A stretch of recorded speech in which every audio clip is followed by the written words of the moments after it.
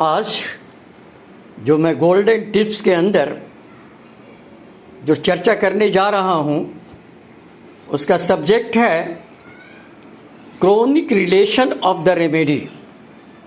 दूसरे शब्द में इसे हम कह सकते हैं complementary relation of the remedy, क्योंकि होम्योपैथिक में सिलेक्शन करने के बाद जब हम कुछ मेडिसिन का सिलेक्शन करते हैं तो वो पूरी तरह से जब क्रिया नहीं करती है तो ऐसी स्थिति में कभी कभी हमें उस मेडिसिन की भी आवश्यकता पड़ सकती है जो कि उसकी क्रिया को पूर्ण रूपेण कर सके और पूरक के रूप में काम कर सके। तो ऐसी स्थिति में हम जो मेडिसिन की चिंता करते हैं वो पहले दिए हुए मेडिसिन का कौन सी मेडिसिन क्रॉनिक मेडिसिन है या कौन सी मेडिसिन कंप्लीमेंट्री मेडिसिन है, इसी के आधार पर हम मेडिसिन का सिलेक्शन करते हैं।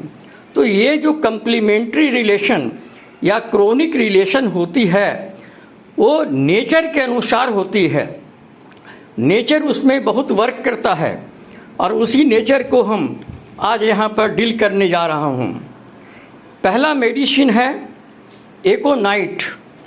जनरली हम देखते हैं कि एकोनाइट का जो प्लांट होता है वो ज़्यादातर पहाड़ों पर ज़्यादा पैदा होती है और पहाड़ों पर भी उस जगह पैदा होती है जहाँ पर उस रॉक के पास, उस मिट्टी के पास सल्फर की मात्रा पाया जाता हो।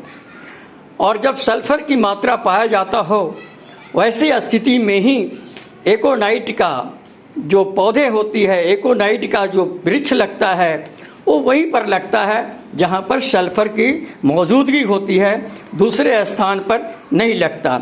इसीलिए एकोनाइट में जब पढ़िएगा तो लिखा हुआ है sulphur is the chronic of aconite. जब एकोनाइट की क्रिया खत्म हो जाती है और पूरी तरह से नहीं ठीक होता है तो ऐसी स्थिति में हम सल्फर का व्यवहार करते हैं। दूसरी मेडिसिन है मेरा एगारिकस। एगारिकस को देखते हैं कि एगारिकस का जो प्लांट होता है वो ऐसे जगह लगाने पर पैदा नहीं होगा जहाँ पर चारकोल पाया जाएगा, जहाँ पर कोल पाया जाएगा। अगर कोल पाया जा रहा है उस एरिया के अंदर में, उस मिट्टी के अंदर में, तो वहाँ एगारिकस का पौधा नहीं लगेगा, एगारिकस नहीं पैदा होगा। तो इसीलिए देखा गया है कि एगारिकस का जो है वो कोल से कोई रिलेशन नहीं है और इसका एगारिकस से कोई संबंध नहीं बनता है किसी भी कोल से, कोल ग्रुप के मेडिसिन से। तीसरी मेडिसिन जो है मैं जो बताने जा रहा हूँ वो मेडिसिन है बेलाडोना। बेलाडोना का जो प्लांट होता है जनरली उस जगह, उस मिट्टी में ज़्यादा पाया जाता है, ज़्यादा पैदा होता है जहाँ पर कैल्शियम पाया जाता हो। अगर वो कैल्शियम नहीं पाया गया तो उस वक्त में बेलाडोना वहाँ पैदा नहीं होगा। इसीलिए देखा गया है कि कैलकेरिया ग्रुप जो है, कैलकेरिया कार्ब खास करके देखा गया है क्रोनिक ऑफ बेलाडोना या कंप्लीमेंट्री ऑफ बेलाडोना। जब बेलाडोना की कार्य खत्म होती है, पूर्ण रूप में नहीं होती है, तो ऐसी स्थिति में हम बेलाडोना के बाद कैलकेरिया कार्ब को सोचते हैं। नेक्स्ट मेडिसिन जो हमारी है वो है तुम्हारा पल्सेटिला। पल्सेटिला को देखते हैं क्या? पल्सेटिला को कहते हैं विंड फ्लावर, जो कॉमन नेम है। मगर पल्सेटिला का जो प्लांट पैदा होता है वो ऐसी जगह पैदा होती है जहाँ पर मिट्टी के अंदर बालू की मात्रा पाया जाए, सैंड की मात्रा पाया जाए। जो जहाँ सैंड मिलता हो, बालू मिलता हो, उसी जगह पर पाया जाता है। ऐसे हम देखते हैं कि बहुत से ऐसे भी खाद्य पदार्थ होते हैं जो अगर बालू का मिट्टी नहीं होगा तो वहाँ पैदा नहीं होगा। जिस तरह से हम देखते हैं एक खाने की पदार्थ है चिनिया बादाम। वो चिनिया बादाम मिट्टी में पैदा नहीं होता है, वो बलुआही मिट्टी में ही पैदा होती है और बालू का मिट्टी में अगर नहीं रहेगा तो वहाँ पर ये चिनिया बादाम पैदा नहीं होती है। उसी तरह पल्सेटिला का पेशेंट जो होता है, पेड़ जो होता है जनरली उस जगह ज़्यादा पाया जाता है जहाँ पर बालू की मात्रा ज़्यादा पा जाता है। इसीलिए कहा गया है कि silicea is the chronic of pulsatilla, और साइलेसिया पल्साटिला को क्रोनिक के रूप में मानते हैं। नेक्स्ट मेडिसिन जो हम चर्चा करने जा रहे हैं वो है जनरली एपिस के बारे में। जब एपिस बाइट करता है किसी को, बी बाइट करता है जब किसी को, मधुमक्खी जब किसी को काट लेता है, तो हम देखते हैं जनरली क्या लोग, पहले लोग नमक का व्यवहार करते थे उस जगह पर, और नमक लगा दिया जाता था। नमक लगाने से थोड़ा पेशेंट को राहत जरूर मिल जाता था। तो हमने देखा कि बी के काटने के बाद अगर नमक लगा दिया जाए, नमक मीन्स जो हम खाना खाते हैं, जो सोडियम क्लोराइड है हमारा, नाइट्रोम्यूर है, तो इसीलिए कहा गया है कि नाइट्रोम्यूर is the chronic of apis mel. और क्रिया है जो क्रिया करती है नाइट्रोम्यूर क्रोनिक के रूप में, वो एपिस देने के बाद सारी क्रिया जो बच जाती है उसे नाइट्रोम्यूर दूर कर देती है। और साथ ही साथ हम ये भी देखते हैं कि जो नाइट्रम ग्रुप के जो मेडिसिन है उसका भी क्रोनिक है, जिसको हम कहते हैं कैटल फिश।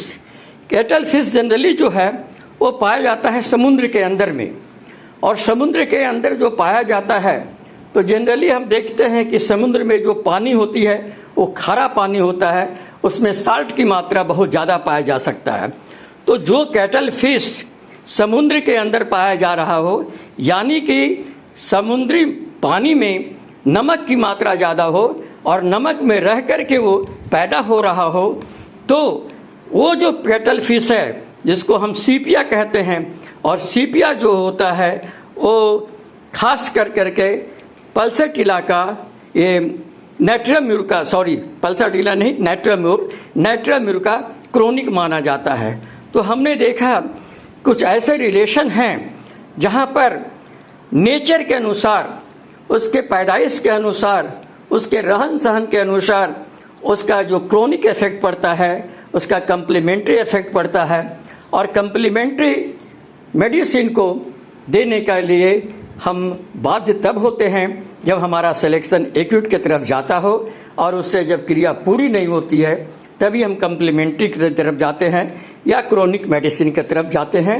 इस तरह से रिलेशन पढ़ने के लिए कई बुक हैं, आप बोरिका मटेरिया मेडिका में भी रिलेशन पढ़ सकते हैं, और उसी तरह के कई बार हेरिंग का भी किताब है जिसमें रिलेशनशिप लिखा हुआ है। तो रिलेशन पढ़ने के लिए कई साधन है। एलेंस की नोट के अंदर भी जाइएगा तो उसके अंदर भी रिलेशन लिखा हुआ है, और रिलेशन पढ़िएगा, क्योंकि मटेरिया मेडिका हम लोग जो पढ़ते हैं तो होता क्या है कि सिम्टम्स तो याद कर लेते हैं, सिम्टम्स को पढ़ लेते हैं, मगर कोशिश नहीं करते हैं कि उसके अंदर जो रिलेशन लिखा हुआ है रिलेशन को पढ़ें।